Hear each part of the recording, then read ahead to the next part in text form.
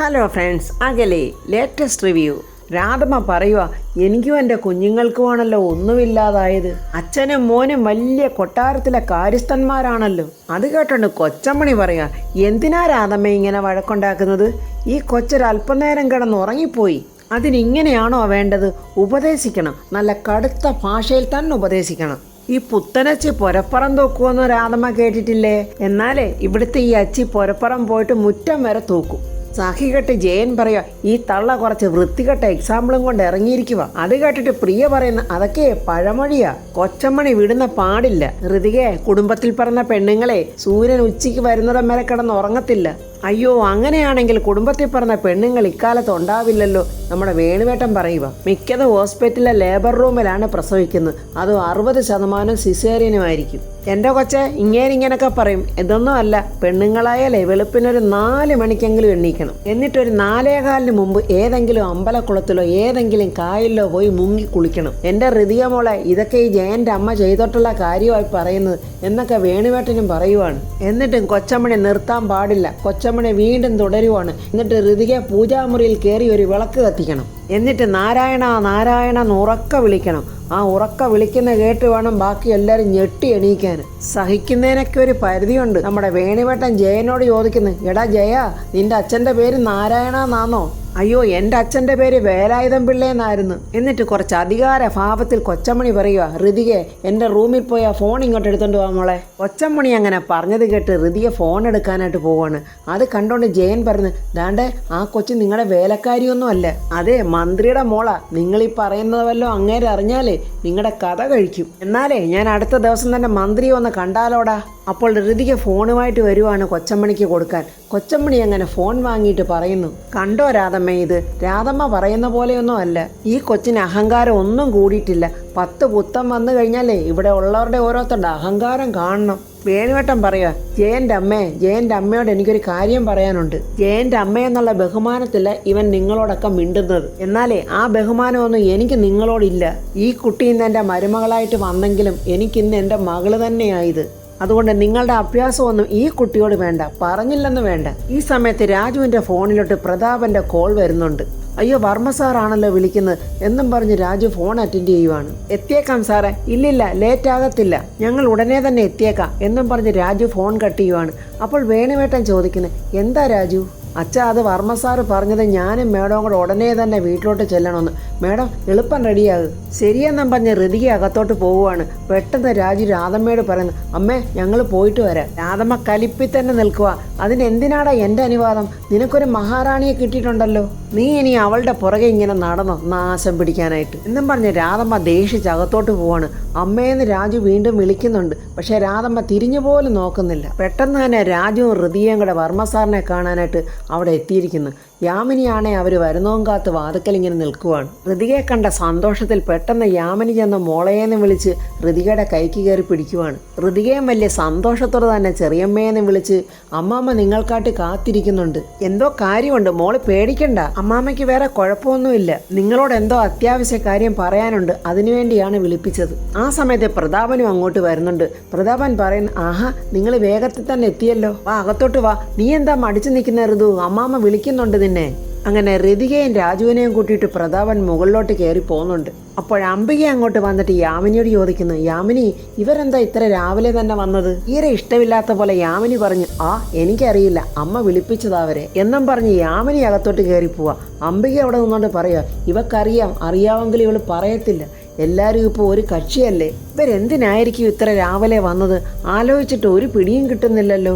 ഈ സമയത്ത് സരസ്വതിയമ്മ വക്കീലുമായിട്ട് സംസാരിച്ചുകൊണ്ടിരിക്കുവാണ്. പ്രതാപൻ വാതുക്കൽ നിന്നുകൊണ്ട് അമ്മയെന്ന് വിളിക്കുമ്പോൾ സരസ്വതിയമ്മ കയറി വാ പ്രതാപ എന്ന് പറയുന്നു. എന്തിനാ പ്രതാപ എൻ്റെ അടുത്തോട്ട് വരുന്നതിന് ഒരു അനുവാദം ചോദിക്കേണ്ട കാര്യമുണ്ടോ? അമ്മ വക്കീലുമായിട്ട് സംസാരിച്ചുകൊണ്ടിരിക്കുമായിരുന്നല്ലോ, അതുകൊണ്ടാണമ്മ ഞാൻ അമ്മയോട് അനുവാദം ചോദിച്ചത്. പെട്ടെന്ന് വക്കീൽ എണീറ്റ് നമസ്കാരമൊക്കെ പറയുന്നുണ്ട്. പ്രതാപനും നമസ്കാരമൊക്കെ പറയുന്നുണ്ട്. അപ്പോൾ രാജുവും ഹൃതികയും കൂടെ അങ്ങോട്ട് വരുന്നുണ്ട്. ഹൃതിക ഇങ്ങനെ അവിടെ നിൽക്കുന്ന കണ്ടുകൊണ്ട് സരസ്വതി അമ്മ ചോദിക്കുന്നത്, എന്താ അമ്മാമ്മയുടെ കുഞ്ഞുമോൾ അങ്ങനെ മടിച്ചു നിൽക്കുന്നത്? ഇങ്ങോട്ട് കയറി വാ എൻ്റെ കുഞ്ഞുമോള്. എന്താ രാജു ഇത്? സ്വന്തം അമ്മാമ്മയെ കാണാൻ വരുമ്പോഴും ഇങ്ങനെ പതുങ്ങിയാണോ നിൽക്കേണ്ടത്? സരസ്വതി അമ്മ അങ്ങനെ പറയുന്നത് കേട്ട് രാജുവും ഹൃതികയും കൂടെ പുഞ്ചിരിച്ചകത്തോട്ട് കയറി വരുവാണ്. അമ്മമ്മയെന്ന് വിളിച്ചുകൊണ്ട് ഹൃതിക ചെന്ന് സരസ്വതി അമ്മയുടെ കൈക്ക് പിടിക്കുമ്പോൾ സരസ്വതി അമ്മ രാജുവിനോട് പറയുന്നു, രാജു ഇരിക്കി. എന്തോ മഹാഭാവം ചെയ്യുന്ന ഭാവത്തിലാണ് രാജുവിന് പെട്ടെന്ന് തോന്നുന്നത്. അയ്യോ അമ്മമ്മേ, ഓഫീസിലും കാറിലും അല്ലാതെ വർമ്മ സാറിൻ്റെ മുന്നിൽ ഞാൻ ഇരിക്കാറില്ല അമ്മാമ്മേ. അത് കണ്ടോണ്ട് ചിരിച്ചോണ്ട് പ്രതാപൻ പറയുന്നു, അമ്മ കാര്യം പറ. അതിനി കാര്യം പറയേണ്ടത് വക്കീലല്ലേ പ്രതാപ? അപ്പോൾ വക്കീൽ പറയുവാണ്, സരസ്വതി മാഡം സൂര്യമംഗലത്തെ എല്ലാ സ്വത്തുക്കളുടെയും കൈമാറ്റം എഴുതി രജിസ്റ്റർ ചെയ്തിരിക്കുന്നതാണ്. ഇതാണ് ആ വിൽപത്രം. ഇനി ഇത് വായിച്ചു കേൾക്കാനുള്ളത് ഹൃതികയും ഹൃതികയുടെ ഭർത്താവ് ശ്രീ രാജുവുമാണ്. ഞാനിത് നിങ്ങളെ വായിച്ചു കേൾപ്പിക്കാം എന്നിങ്ങനെ വക്കീൽ പറയുമ്പോൾ അന്തം വിട്ട് രാജുവും ഹൃതികയും ഇങ്ങനെ പരസ്പരം നോക്കുവാണ്. വക്കീൽ അങ്ങനെ വിൽപത്രം വായിക്കുമ്പോൾ രാജുവും ഹൃതികയും അങ്ങ് ഞെട്ടിത്തെറിച്ച് നിൽക്കുവാണ്. സരസ്വതി അമ്മയും പ്രതാപനും വളരെ സന്തോഷത്തിൽ തന്നെ ഇരിക്കുവാണ്. പെട്ടെന്ന് പ്രതാപൻ ചിരിച്ചോണ്ട് ഹൃതികയോട് ചോദിക്കുന്നു, ഇതെന്താണെന്ന് വല്ലതും നിനക്ക് മനസ്സിലായോ? നിന്റെ അമ്മാമ്മയുടെ പേരിലുള്ള കോടിക്കണക്കിന് രൂപയുടെ സ്വത്തുക്കളും സൂര്യമംഗലം കൊട്ടാരവും എല്ലാം നിന്റെ പേരിൽ എഴുതി രജിസ്റ്റർ ചെയ്തിരിക്കുവാണ്. ഹൃതിക ഇതെല്ലാം കേട്ട് അമ്പരന്ന് നിൽക്കുക. അമ്മമ്മേ, അയ്യോ എനിക്കിതൊന്നും വേണ്ട അമ്മമ്മേ. അത് കേട്ടിട്ട് സരസ്വതിയമ്മ പറയോ, ആഹാ കൊള്ളാലോ, പിന്നെ ഞാനിതൊക്കെ ആർക്ക് കൊടുക്കും? എനിക്ക് വേറെ കുഞ്ഞുമക്കളൊന്നുമില്ലല്ലോ. വക്കീലെ, ഏതെങ്കിലും ഓർഫനേജിൽ നിന്നേ എനിക്കൊരു കുഞ്ഞുമോളെ ദത്തെടുക്കാൻ പറ്റുമോ? അത് കേട്ട് പ്രതാപനും വക്കീലും ചിരിക്കുമ്പോൾ സരസ്വതിയമ്മ പറയുവാണ്, ഋതുമോൾ എന്നെ അമ്മമ്മയായിട്ട് കരുതുന്നില്ലെങ്കിൽ പിന്നെ എനിക്ക് എന്ത് ചെയ്യാൻ പറ്റും? എൻ്റെ കുഞ്ഞുമോളെ, എനിക്കുള്ള സ്വത്തുക്കളുടെ എല്ലാം ഏക അവകാശം നീ മാത്രമാണ്. അതുകൊണ്ട് മാത്രമാണ് എല്ലാം നിന്റെ പേര് ഞാൻ എഴുതി തന്നിരിക്കുന്നത്. പിന്നൊരു കാര്യം, ഞാനിതൊക്കെ നിനക്ക് എഴുതി തന്നെങ്കിലുവേ നീ മാത്രമല്ല ഈ സ്വത്തുക്കളുടെയൊക്കെ അവകാശി. വേണ്ട, നിന്റെ ഭർത്താവായ രാജുവിനും തുല്യ അവകാശമാണുള്ളത്.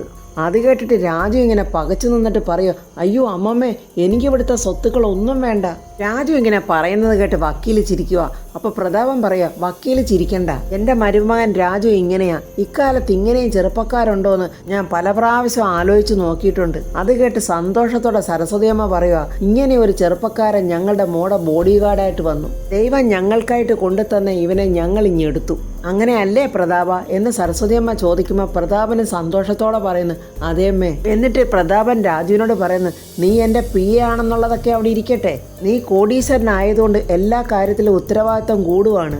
എല്ലാ കാര്യത്തിലും ഒരു ശ്രദ്ധ വേണം. മറ്റുള്ളവർ വിരിക്കുന്ന വലകളിലൊന്നും ചെന്ന് വീണേക്കരുത്. അത് ഞാൻ പ്രത്യേകം പറയുവാണ് എന്ന് പറഞ്ഞിട്ട് പ്രതാപൻ അവിടെ നിന്ന് അങ്ങ് പോവുകയാണ്. ഹൃതികയ്ക്കും രാജുവിനും ഇപ്പോഴും ഈ നടന്നുവൊന്നും വിശ്വസിക്കാനാകാതെ ഇങ്ങനെ സങ്കടത്തോടെ നോക്കി നിൽക്കുവാണ് സരസ്വതിയമ്മ. അത് കണ്ടിട്ട് സന്തോഷത്തോടെ ചിരിച്ചുകൊണ്ട് സരസ്വതിയമ്മ പറയുന്നു, എൻ്റെ കുഞ്ഞുമക്കൾക്ക് ഇപ്പോൾ സന്തോഷമായോ? അതൊക്കെ കഴിഞ്ഞ് രാജുവും ഹൃതികയും പുറത്തു വന്നിട്ട് രാജു ഇങ്ങനെ ടെൻഷനോട് ആലോചിച്ചുകൊണ്ട് നിൽക്കുവാണ്. അത് കണ്ടിട്ട് ഹൃതിക ചോദിക്കുന്നു, എന്തിനാ രാജുവിന് ഇത്ര ടെൻഷൻ? എൻ്റെ സ്വത്തുക്കളെല്ലാം രാജുവിനോട് അവകാശപ്പെട്ടതാണെന്ന് ഞാൻ പറഞ്ഞതിനാണോ രാജു ഇത്ര ടെൻഷൻ അടിക്കുന്നത്? ഹൃതിക അങ്ങനെ പറയുമ്പോൾ രാജു പറയുക, അതേ മാഡം, എനിക്കത് ടെൻഷൻ തന്നെയാ. എന്താ രാജു ഇങ്ങനെ പറയുന്നത്? പിന്നെ എൻ്റെ എല്ലാ സ്വത്തുക്കൾക്കും അവകാശം വരുന്നത് എൻ്റെ ഭർത്താവിനല്ലാതെ പിന്നെ ആർക്കാ വരുന്നത്? രാജു പറയുക, എൻ്റെ പൊന്നു മാഡം, ഇതൊന്നും എനിക്ക് അങ്ങോട്ട് ഉൾക്കൊള്ളാൻ കഴിയുന്നില്ല. ഒരു ലോട്ടറി എനിക്ക് അടിച്ചാൽ പോലും ഞാൻ ഇങ്ങനെ ചിന്തിക്കൂ. അപ്പോൾ മറ്റുള്ളവരുടെ സ്വത്തിന് ഞാൻ അവകാശിയാണെന്ന് കൂടി പറഞ്ഞാലോ? ഹൃതികയ്ക്കും ദേഷ്യം വരുന്നുണ്ട്. എന്താ രാജു പറയുന്നത്? ഞാൻ മറ്റുള്ളവരാണോ? ഞാൻ രാജുവിൻ്റെ ഭാര്യയല്ലേ? അത് മറന്ന് സംസാരിക്കരുത് രാജു. അത് തന്നെയാ മാഡം എൻ്റെ ഏറ്റവും വലിയ ടെൻഷൻ എന്ന് രാജു പറയുക. ഇത്രയും ഭാഗ്യവതിയും കോടീശ്വരിയായ മാഡത്തിൻ്റെ ഭർത്താവായിരിക്കാൻ എനിക്ക് എന്ത് യോഗ്യതയാണ് മാഡം ഉള്ളത്? രാജു എന്താ കരുതിയിരിക്കുന്നത്? കുറച്ച് കാശുണ്ടെന്ന് കരുതി അതാണോ യോഗ്യത? ഇങ്ങനെയൊക്കെയാണോ രാജു ചിന്തിക്കുന്നത്? എൻ്റെ മാഡത്തിനെ പോലുള്ള ഒരു പെൺകുട്ടി എന്തിനാ എൻ്റെ വീട്ടിൽ കിടന്നിങ്ങനെ ആട്ടും തുപ്പും ഒക്കെ കൊണ്ട് സഹിക്കണം? എൻ്റെ വീട്ടിലെ ആ കഷ്ടപ്പാടുകൾക്കിടയിൽ കിടന്ന് എൻ്റെ മാഡം എന്തിനാ സഹിക്കുന്നത്? ഇതെല്ലാം കളഞ്ഞിട്ട് എത്ര സന്തോഷത്തോടെ മാഡത്തിന് ജീവിക്കാൻ പറ്റും? അത് കേട്ടിട്ട് ഹൃതിക പറയുക, രാജു, വീട്ടുകാർ സ്വത്തുക്കളെല്ലാം എൻ്റെ പേരിൽ എഴുതി തന്നു. അതുകൊണ്ട് ഞാൻ രാജുവിനെ ഉപേക്ഷിച്ച് പോകണമെന്നാണോ രാജു പറഞ്ഞു വരുന്നത്? അതോ ഇനി എന്നെ ഒഴിവാക്കാൻ വേണ്ടി ഒരു അവസരം കിട്ടിയപ്പോൾ അത് നടപ്പിലാക്കാൻ വേണ്ടിയാണോ രാജു ശ്രമിക്കുന്നത്? രാജു ചോദിക്കുന്ന, എന്തിനാ മാഡം ഇങ്ങനെയൊക്കെ പറയുന്നത്? ഞാൻ പല പ്രാവശ്യം മാഡത്തിനോട് പറഞ്ഞിട്ടുണ്ട്, മാഡം എനിക്ക് ദേവിയാണെന്ന്. രാജു അങ്ങനെ പറയുമ്പോൾ ഹൃതിക പറയുക, രാജു, ഇനിയെങ്കിലും ആ ദേവി എന്നുള്ള കോൺസെപ്റ്റ് അങ്ങ് വിട് രാജു. ഞാൻ രാജുവിൻ്റെ ഭാര്യയാണ്. രാജു എന്താ അത് മനസ്സിലാക്കാത്തത്? രാജു എന്നെ അങ്ങനെ കാണണം രാജു. അത് കേൾക്കുമ്പോൾ രാജു പറയുക, മാഡം, നമ്മൾ രണ്ട് വീട്ടുകാരും രണ്ട് കൾച്ചറല്ലേ? എന്താ രാജു ഇങ്ങനെയൊക്കെ പറയുന്നത്? രണ്ട് കൾച്ചറെന്നോ? എല്ലാം ഒരു കൾച്ചർ തന്നെയാ രാജു. ക്വാളിഫിക്കേഷനിലും ഒന്നും അല്ല രാജു ആളുകളെ അളക്കേണ്ടത്. ക്വാളിറ്റിയാണ് നോക്കേണ്ടത്. വേണുവെങ്കിലിനെയും രാധമ്മയും നോക്കിക്കേ. രാധമ്മ ഇപ്പോഴെന്നോട് അല്പം ദേഷ്യത്തിലാണെങ്കിലും രാധമ്മയുടെ ആ കൾച്ചർ നോക്കിക്കേ. രാജു അതൊക്കെ കണ്ടു പഠിക്കണം രാജു. അയ്യോ എൻ്റെ പൊന്നു മാഡം, ഞാൻ അതൊന്നും അല്ല ചിന്തിക്കുന്നത്. എൻ്റെ വീട്ടിലെ കഷ്ടപ്പാടുകളൊക്കെയാ. കൂടാതെ വാടക വീടും. രാജു, ഈ കഷ്ടപ്പാടുകളൊക്കെ കണ്ടിട്ടല്ലേ എൻ്റെ അമ്മമ്മ ഇതൊക്കെ എഴുതി തന്നത്. ഞാൻ പറഞ്ഞില്ലേ മാഡം, അതൊന്നും സ്വീകരിക്കാൻ എനിക്ക് അങ്ങോട്ട് മനസ്സ് വരുന്നില്ല. രാജുവിന് ഇഷ്ടമുള്ളതുപോലെ ചെയ്. എനിക്ക് കോടിക്കണക്കിന് സ്വത്തുക്കൾ ഉണ്ടെന്നും പറഞ്ഞ് അടിച്ചു പൊളിച്ച് ജീവിക്കാനൊന്നും എനിക്കും താല്പര്യമില്ല. എൻ്റെ ഏറ്റവും വലിയ സന്തോഷം എന്താണെന്ന് വെച്ചാൽ രാജുവിനോടൊപ്പമുള്ള ജീവിതമാണ്. ഞാൻ എൻ്റെ ഏറ്റവും വലിയ സ്വത്തായിട്ട് കാണുന്നതും എൻ്റെ രാജുവിനെ തന്നെയാണ്. ഞാൻ സന്തോഷത്തോടെ എൻ്റെ ലൈഫ് കാണുന്നത് തന്നെ രാജുവിൻ്റെ വീട്ടിലാണ്. അതാണ് രാജു ലൈഫ്, പച്ച മനുഷ്യരുടെ ജീവിതം. അവിടെ അങ്ങനെ ഇണങ്ങിയും പിണങ്ങിയൊക്കെ ജീവിക്കുന്നതിനപ്പുറം എന്ത് സുഖമാണ് രാജു ഉള്ളത്. പിന്നെ രാധമ്മയുടെ ഇപ്പോഴത്തെ സ്വഭാവം എന്തു ചെയ്യാൻ, അത് മാറും രാജു. രാജുവിൻ്റെ അമ്മയല്ലേ രാധമ്മ.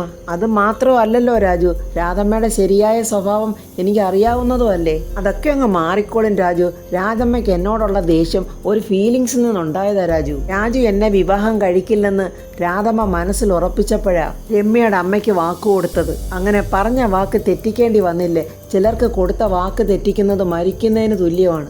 അതുകൊണ്ട് രാധമ്മയുടെ ദേഷ്യമൊക്കെ പതുക്കെ മാറിക്കോളും രാജു. അത് കേട്ട് സന്തോഷത്തോടെ രാജു പറയുന്നു, വാ നമുക്കെന്നാ വീട്ടിലോട്ട് പോകാം. പിന്നെ രാജു, മറ്റൊരു പ്രധാനപ്പെട്ട കാര്യമുണ്ട്.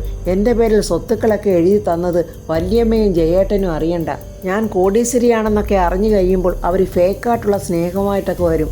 അതെനിക്ക് സഹിക്കാൻ പറ്റില്ല രാജു. അവരുടെ ഡ്രാമ എനിക്ക് സഹിക്കാൻ പറ്റത്തില്ല. അതുകൊണ്ട് തൽക്കാലം ഇതൊന്നും ആരും അറിയണ്ട രാജു. രാജു ഇങ്ങനെ മനസ്സിൽ ചിന്തിക്കുക, എൻ്റെ ദൈവമേ, ഞാൻ ഒരിക്കലും ചിന്തിക്കാത്ത വഴികളിൽ കൂടിയാണല്ലോ എൻ്റെ ജീവിതം പോകുന്നത്. അങ്ങനെ ചിന്തിച്ചുകൊണ്ട് നിൽക്കുന്ന രാജുവിൻ്റെ തോളിൽ തട്ടിയിട്ട് ഋതിക ചോദിക്കുന്നു, എന്താ രാജു പിന്നെയും ഒരു ആലോചന? ഏയ് ഒന്നുമില്ല മാഡം, രാജുവിന് ഓഫീസിൽ പോകണ്ടേ? ആ പോണം മാഡം. എങ്കിൽ രാജു ഓഫീസിൽ പോയിക്കോളൂ, ഞാൻ നടന്നു പോയിക്കോളാം. അത് വേണ്ട, ഞാൻ കൊണ്ടുപോയി വിടാം. വേണ്ട രാജു, തൊട്ടപ്പുറത്തല്ലേ വീട്, ഞാൻ നടന്നു പോയിക്കോളാം. എന്നാൽ ശരി മാഡം എന്നും പറഞ്ഞ് രാജു പോവുകയാണ്. ആ രാജുവിനെ നോക്കി ഋതിക ഇങ്ങനെ പുഞ്ചിരിച്ചവിടെ നിൽക്കുവാണ്. രാവിലെ എന്തൊക്കെയോ ഈ വീട്ടിൽ നടന്നിട്ടുണ്ട്. വക്കീലും വന്ന് എന്താണെന്ന് ചോദിച്ചാൽ ആരുമൊട്ടും പറയുന്നുമില്ല. അംബികയ്ക്ക് ഒരു ഇരിക്കപ്പുറത്തിയില്ല.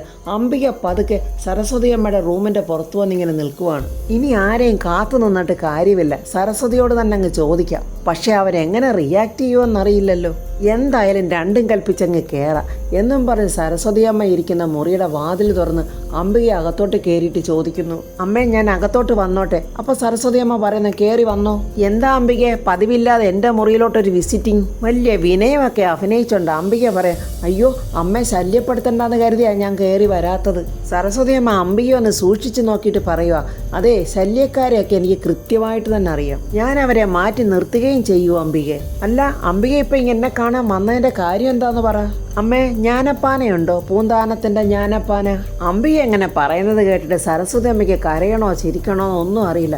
സരസ്വതി അമ്മ ചോദിക്കുക, അല്ല അംബിക ഇപ്പോൾ വായിക്കുന്ന ജ്ഞാനപ്പാനയാണോ?